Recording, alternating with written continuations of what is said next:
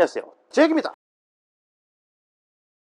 이제 8월 본격적으로 무더위가 시작될 시즌입니다만 8월부터 예고된 대형 사태가 있죠. 바로 파업, 그것도 의사 파업입니다. 이전에 의사수를 급격하게 늘리는 법안에 대해서 의사수가 모자란 게 아니고 그 대우받고 일해줄 사람이 없다는 거고 실제 의사수는 부족하지 않다, 그런 영상을 올렸었죠. 이번 영상은 그 영상에 대한 후속이자 플러스 알파로 몇 가지를 더 추가해서 왜 지금 파업 사태까지 이야기가 나온 건지 굵직하게는 두 가지만 알아보도록 하겠습니다. 첫 번째는 의사수 늘리기, 의대 정원 늘리기와 공공의대 개설 이런 거죠. 이전 영상을 못 보신 분들을 위해서 간단히 설명드리자면, OECD 통계에서 인구 10만 명당 의사 숫자가 2명 정도라서 너무 낮으니까 의사를 더 뽑아서 필수 의료를 살리겠다 하고 의대 정원을 늘려서 매년 400명씩 추가 증원을 해서 10년 차에는 총 4,000명이 증원되도록 하겠다라는 법안을 냈다는 거고요. 현재 총 정원의 한 2배 정도까지 늘어나게 만들겠다는 거죠. 제가 이전 영상에서 이 부분을 지적하면서 소위 기피과, 나이 먹은 교수가 되더라도 당직을 서야 하거나 한쪽 눈은 실명에 개인생활 따위는 개나 줘버린 병원 지방령 정도 돼 있어야 유지가 되는 과에 사람이 지원을 하려면 충분한 보상이 따라야 하며, 과를 선택했을 때 나중에 그 과의 기술로 내가 일할 수 있는 충분한 일자리가 생겨야 한다. 그렇지 않고 사람만 왕창 뽑아봐야 결국 돈 되는 미용으로 사람이 몰릴 수밖에 없다. OECD 통계만 보고 뽑아봐야, 그리고 15년 뒤에 나타난 일을 무슨 지금 의사 숫자 가지고 뽑아봐야 필수 의료에 대해서 투자도 안 돼 있고 대우가 개판인데 누가 하겠나. 취준생 대기업 쏠림을 막겠다고, 아니 취준생 숫자를 왕창 늘리면 중소기업 가는 거 봤냐? 간호사 모자라다고 간호대생 왕창 늘려서 간호사 인력난 해결했냐? 결국 면허증이 집에서 반수 넘게 쿨쿨 자고 있는 장롱 면허들만 늘어서 헬게이트 상황만 열렸다고 이야기했습니다. 알고 있는지 모르고 있는지 이에 대한 반박인지, 일단 법안이 확정날 때 추가 증원하는 400명 중에 300명은 지역에 근무하는 지역의사제 특별 전형으로 뽑겠다는데, 100명은 또 필수 의료 기반, 기초의학 기반 이쪽으로 간다 그러죠. 10년간 정해진 병원에서 의무로 근무하도록 하겠다는 그런 법이죠. 그런데 이 법안도 문제가 많습니다. 이 10년이라는 기간 안에 레지던트 수련 기간이 포함되어 있다는 거예요. 그럼 일단 인턴 레지던트를 할 수 있는 병원으로 배정된다는 건데, 그건 보통 지방에 있는 대학병원급 그런 의료기관의 가능성이 높겠죠. 인턴 레지던트 거치면 5년의 기간이 넘어가게 되고요. 사실상 이 의사가 자기 밥값을 할 정도로 능력을 펼치려면 이 5년이 넘은 시점에서부터, 그제서부터야 진짜 의사로서 일할 수가 있는 거예요. 전문의일 때니까. 그럼 전문의로서 일하기 시작하면 그 사람을 바로 베테랑이라고 부를 수가 있어? 당연히 아니죠. 왜 그런지는 내가 아파서 수술 받아야 할 때 어떤 의사를 찾아갈 것인가, 잠깐만 고민해봐도 답이 확 나옵니다. 금방 전문의 딴 청년하고 구력 있어 보이는 50대 전문의 선생님, 누굴 고를 거예요? 요새는 전문의 대부분들도 아직 나는 좀 부족한 것 같다, 밖에 나왔을 때 내가 할 수 있는 게 없다, 그런 상황을 알고 있어서 보통 펠로우 과정이라 그래요. 전문의 딴 뒤에도 수술이나 내시경 같이 병원에서 나왔을 때 내가 할 수 있는 처치의 범위를 확고히 하거나 늘리기 위해서, 일반인으로 치면 스펙 완성? 그런 걸 위해서 대학원생을 하는 거랑 비슷한 겁니다. 보통 2년 3년 정도 하고 나오면 이제 진짜 경험을 쌓으면서 자기 이름으로 환자에게 수술도 하고 치료도 할 수 있는 그런 책임을 질 수 있는 의사가 되는 거죠. 이렇게 완성될 때까지 8년이 걸렸어요. 그럼 이제 제대로 일할 의사가 의무적으로 복무할 시기가 몇 년 남았어? 2년 남았어. 2년.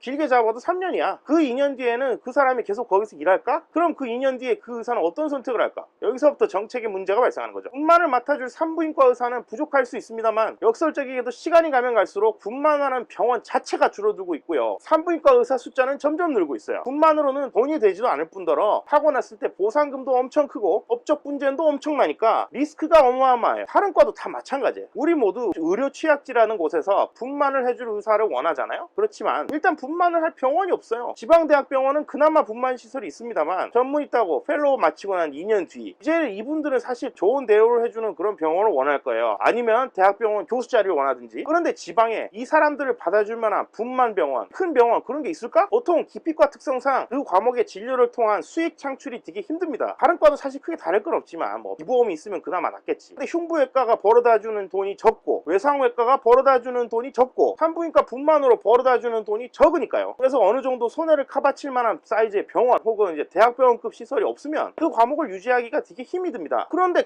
이런 기피과로 뽑을 사람들이 일할 만큼의 자리 확보가 되느냐도 문제죠. 병원 입장에서는 사실 진료보험 볼수록 손해날 수도 있는, 안 그래도 손해 관련하는 부분이라서 인력을 사실 최소화하고 싶어 합니다. 가능한 한 이런 거 안 하고 돈 되는 걸 많이 해야지 병원도 살아가지. 거기서 일할 전문 인력 숫자, 그러니까 돈 많이 써서 고용해줄 의사는 한정돼 있습니다. 실제로 지방대학병원에 흉부외과 레지던트 TO는 항상 부족해요. 그런데 교수 TO는 꽉꽉 차 있어요. 우스갯소리로 교수 누가 하나 죽어서 사라지는 게 아니면 자리가 없다 이런 말이 나온단 말이에요. 그러니 갈 데 없어진 의무 복무자들은 복무기간 끝나면 벌어먹고 살기 위해서 돈 잘 벌리는 미용을 가든지 성형으로 뛰어들 가능성도 생기는 겁니다. 아니면 자기 기반이 있는 지역으로 다시 돌아가거나 해가지고요. 그러니 의료취약지라는 곳에 진짜 의사 한 명이 진득하게 20년 동안 붙어가지고 진짜 베테랑이 돼가지고 그 지역 환자를 카바치기 시작하고 명의라는 사람들이 전국 곳곳에 생기고, 그 명의라는 사람 주변으로 제자인 실력자들이 착착착 쌓이고 늘어나면서 동시에 기피과를 진료 가능하도록 병원이 하나 딱 생기게 법적 보호를 해야지 의료 인프라라는 게 완성이 되는 건데, 제구시라는 의사 양반들이 3년마다 계속 초기화되고 나오는 인력은 족족 대도시 같은 데로 미용하러 빠지고, 이게 계속 반복될 수 있다는 거예요. 지금 현재도 소위 기피과 하시는 분들이 자기 과목으로 진료를 보지 않고 다른 과목으로 진료를 보고 있다는 사실만 봐도 뻔히 예상되는 일입니다. 이러면 의료 취약지를 좋게 만들기 위한 제도가 아니고 전문이 되고 나서 펠로우 때까지 대학병원에서 싸게 부려먹을 의사 충원용 그 이상도 아니게 되는 거죠. 그리고 의과대학생을 이렇게 처음부터 넌 외과해, 넌 산부인과 할 사람이야, 넌 흉부외과 할 애들이야 라고 정해서 400명을 뽑는다고 해도 이건 직업선택권을 침해하는 행위입니다. 분명히 처음으로 뽑아준 400명이 이제 의사국지를 막 쳐야 될 쯤에, 그러니까 처음 제도 발주 한 6년쯤 되겠지. 그럼 헌법에서 보장하는 직업선택의 자유 침해라는 점을 들어서 헌법소원을 무조건 제기할 가능성이 높습니다. 왜냐고요? 그 기피과 대우는 그때나 지금이나 다르게 어떻게 하겠다는 말이 하나도 없잖아. 당연히 기피과 가기 싫어하니까 이건 헌법 기본권 침해다라고 당연히 매달리는 거지. 거기서 기본권 침해라는 판결이 나오는 순간 이 400명을 뽑은 의의는 완전히 사라지는 거죠. 기피과 지원 아예 안 한다는 거예요. 위헌 나면 당연하겠죠. 이렇게 근 6년 뒤 혹은 15년 뒤에야 어떤 식으로 문제가 발전할지 전혀 파악이 안 된 상황에서 진행하는 것 자체가 문제라는 거죠. 이렇게 지방에 아무리 의사 배치해서 의료 공백을 메꾸겠다 소리쳐도 사실 우리 모두 무슨 병에 걸리면 서울 한번 가보자, 서울 방문해서 진료도 받아보고 수술 받아야 하면은 서울 아주 유명한 박사님한테 받고 싶어 하지 않아요? 명의를 찾으러 가는 거죠. 일단 그 명의들이 지방에 있어야지 사람들이 몰려간다 이 말이에요. 그거 명의들이 없으면 아무 소용없어. 뭐하러 병원 지방에 남아있어. 서울 가면 명의 있는데.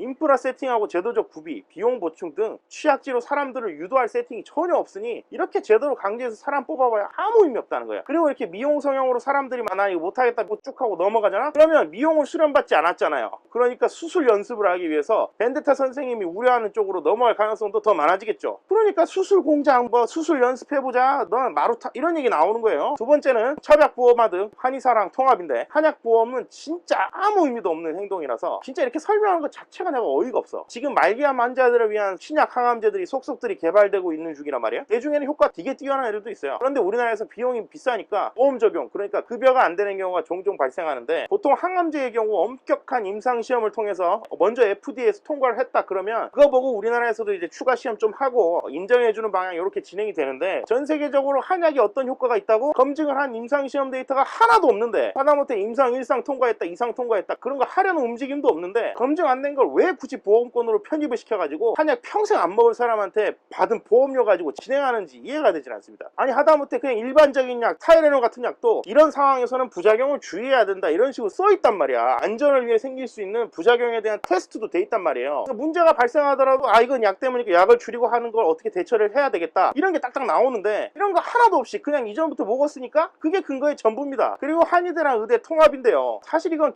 교육과정 흡수 통합은 그렇다 치더라도 가장 큰 문제는 한의사한테 의사 면허에 필적하는 권한을 주겠다는 겁니다. 그 근거는 한의대 교육과정에 의대하고 뭐 비슷하게 배우는 내용이 있다는 뭐 말도 안 되는 소린데요. 교육과정이 겉으로는 비슷하니까 뭐 보수교육이나 뭐 다른 교육을 받으면 의사복수전공 인정 뭐 요걸 타겟으로 하겠다는 거고, 그런 복수전공 인정 이정에 현대의료기기랑 현대약물 처방, 현대의학 물리치료 처방권을 먼저 가져가겠다는 거예요. 아니 100번 양보해서 의대 다닐 때 배운 해부학 영상의학 이거랑 한의대 다니는 사람이 배운 해부학 영상의학 이런 게 같다고 쳐도 한의사들은 인턴 레지던트 과정처럼 산전수전 다 겪으면서 담금질된 가정이 없어요. 의사면허 갔다고 나온 인턴한테 엑스레이 탁 보여주면서 이게 결핵인지 아닌지 맞춰봐라 하면 현실적으로 거의 70%는 못 맞춘단 말이야. 그런데 고작 1, 2년 정도 해부학하고 영상의학본 한의사들이 그래도 호흡기학이나 뭐 지속적으로 검사 나온 사진, 엑스레이 사진, CT 사진 이런 거 눈에 발라가면서 세부의학 교육을 배웠던 인턴 같은 애들이랑 비교해보면 어디가 나을까요? 그 70% 못 맞추는 꼬꼬마 인턴보다도 훨씬 못한 사람들이 엑스레이 보면서 여러분한테 야 이쪽에 이상합니다, 이게 이상합니다, 한약 드세요 이렇게 떠들고 다닐 거라는 거예요. 가슴 엑스레이 판독 하나도 영상의학과 전문의가 돼야지 가슴 엑스레이 수만 장 보고 또 확인한 사람이어야지 겨우 엑스레이 볼 줄 안다고 깝칠 수 있는 건데, 숨 쉴 때 두개골이 열린다 하는 소리를 하는 사람이 이게 진짜 엑스레이를 보면서 그런 소리를 할 거라는 거예요. 이런 사람들한테 진료받았다가 문제 생겨서 돈 나가면 누가 책임을 질 거야 이거. 그러니까 의학을 아는, 그리고 지금 문제가 되는 상황이 뭔지를 아는 입장에서는 이런 막무가내 정책이 허용되고 나서 그 15년 뒤 또 어떤 헬게이트가 열릴지 모르니까 더욱 어처구니없고 두려운 겁니다. 그래서 더 생각해 봐야 된다고 아무리 말을 질러도 어디 코로나 시국부터 말 한 번이라도 들은 적이 있었나요? 일단 파업에 도화선은 깔려 있습니다. 근데 앞으로 정말로 불이 땡겨질지는 사실 저도 잘 모르겠어요. 며칠 안 남긴 했어요. 그 불이 땡겨질지 안 땡겨질지는. 다만 진짜로 불이 붙는다면 엄청난 폭탄이 터지진 않을런지 여러 가지 의미로 진짜 걱정이 됩니다. 폭탄 터지기 전에 어떻게든 좋은 방향으로 정책이 좀 수정됐으면 하네요. 근데 안 그럴 것 같아. 일단 여기서 마치도록 하겠습니다. 자, 그럼 이만!